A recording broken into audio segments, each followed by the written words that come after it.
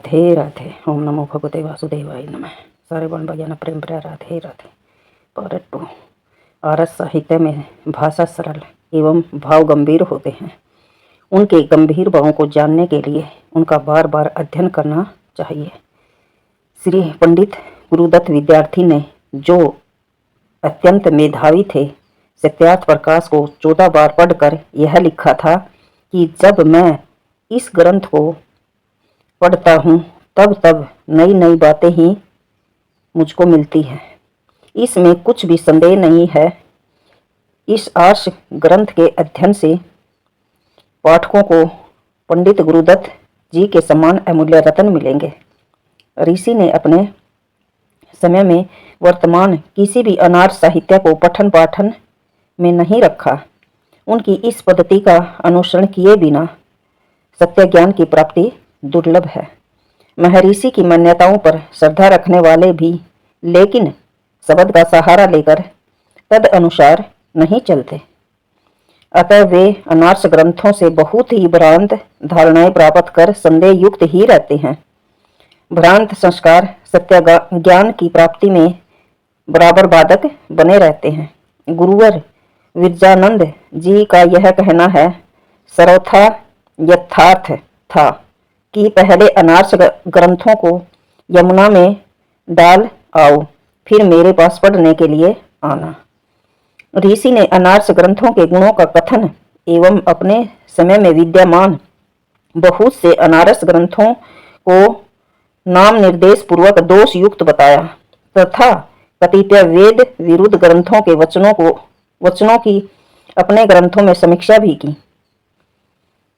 उन्होंने जिन दोषों का कथन किया वे दोष आज तक के समस्त अनार्ष साहित्य में भी विद्यमान हैं। ऋषि का यह वचन भी ध्यान देने योग्य है।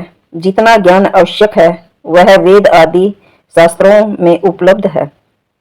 उनके ग्रहण में सब सत्य का ग्रहण हो जाता है। उनके अतिरिक्त विचार तो तद अनुकूल होने से ही प्रमाणिक है।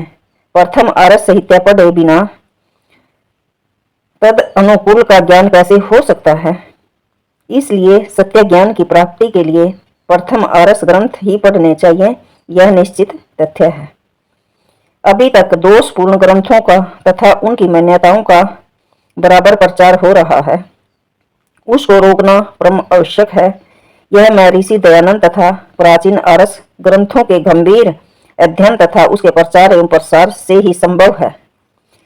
सत्यार्थ प्रकाश द्वारा वैदिक धर्म का प्रचार सबसे अधिक हुआ है। इसलिए आर्ष साहित्य प्रचार ट्रस्ट ने इस ग्रंथ का प्रचार करना अपना मुख्य उद्देश्य निश्चित किया। ट्रस्ट इस ग्रंथ का सुंदर प्रकाशन करके लागत मात्र से भी न्यून मूल्य में विक्रय करता है। ऋषि के जीवन काल में छपे द्वितीय संस्करण अनुसार संपादन करा के विशुद्ध मूल्य रूप प्रस्तुत किया गया है।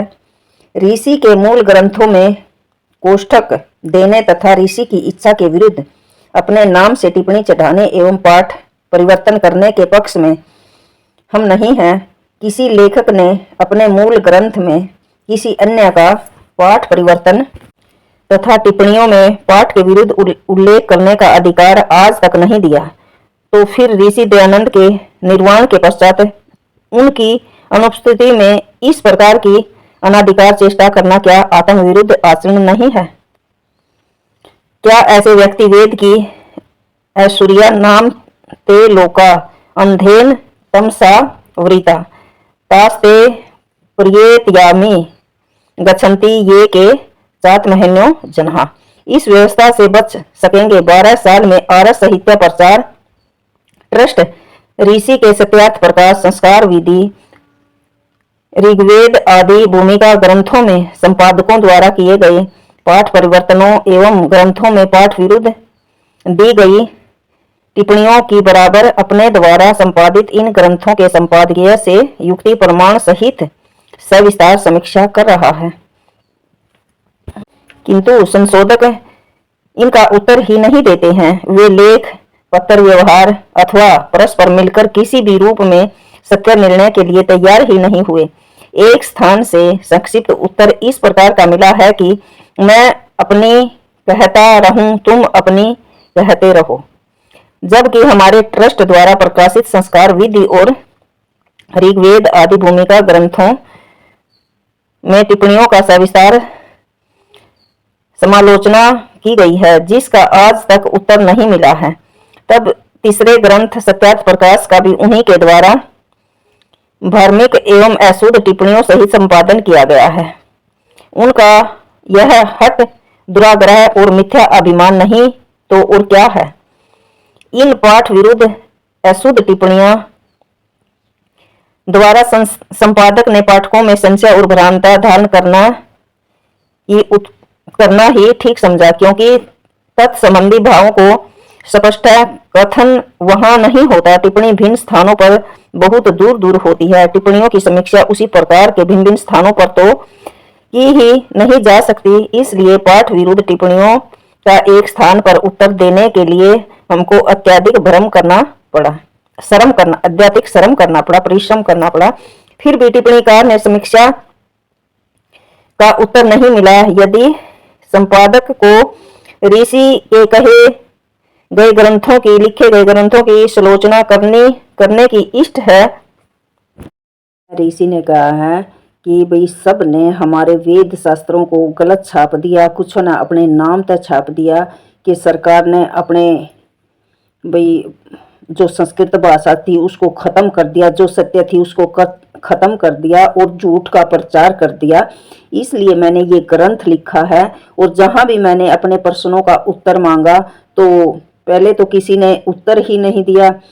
एक जगह से उत्तर मिला तो उसने कहा कि तुम अपना छाप लो और हम अपना छाप लेंगे।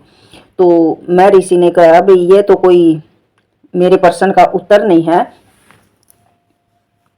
तो मैं ऋषि ने सारे वेद पुराण शास्त्र पढ़कर उनका सत्य जो उत्तर था वो इस सत्यार्थ प्रकाश में लिखा है। तो भाई जो भी कहा है ऋषि ने, भाई पहले एक बार इस ग्रंथ को पढ़ो, फिर उनको पढ़ना और फिर सही और गलत का फैसला करना। तो भाई सच का रास्ता तो यही है। ओम नमो भगवते वासुदेवाय नमः। राधे राधे। ऋषि के चरणों में बारंबार नमस्कार। राधे राधे। कर्मश।